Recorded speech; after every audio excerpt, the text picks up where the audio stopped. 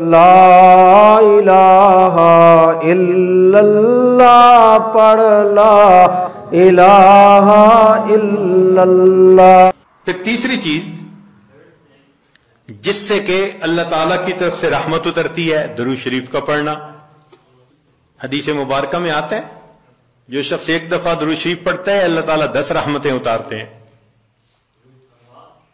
تو 10 رحمتوں کا اترنا اس بات کی دلیل کہ روح کو غذا ملتی ہے، نور اترتا ہے انسان کے اوپر۔ ہمارے مشائخ نے فرمایا کہ 100 مرتبہ صبح اور 100 مرتبہ شام، کم از کم اتنا تو درود شریف ضروری پڑھ لیں۔ ایک صحابی رضی اللہ عنہ پوچھتے ہیں اللہ کے نبی صلی اللہ علیہ وسلم میں کتنا درود شریف پڑھوں؟ فرمایا زیادہ پڑھ، چوتھائی حصہ زیادہ پڑھو گے تو فائدہ زیادہ۔ اللہ کے نبی صلی اللہ علیہ وسلم آدھا حصہ، بھائی زیادہ پڑھو گے تو زیادہ فائدہ، 3 حصے۔ فرمایا اور زیادہ، تو 4 حصے۔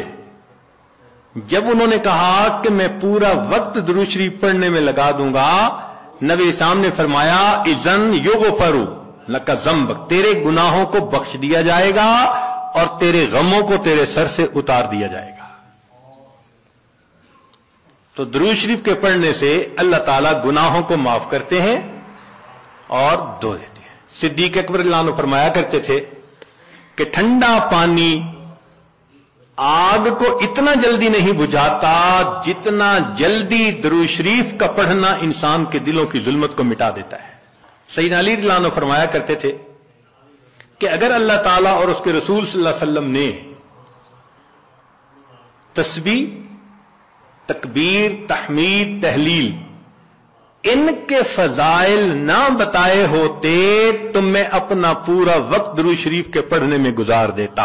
تو ہم بھی درود شریف پڑھیں، کم از کم 100 مرتبہ صبح اور 1 مرتبہ شام۔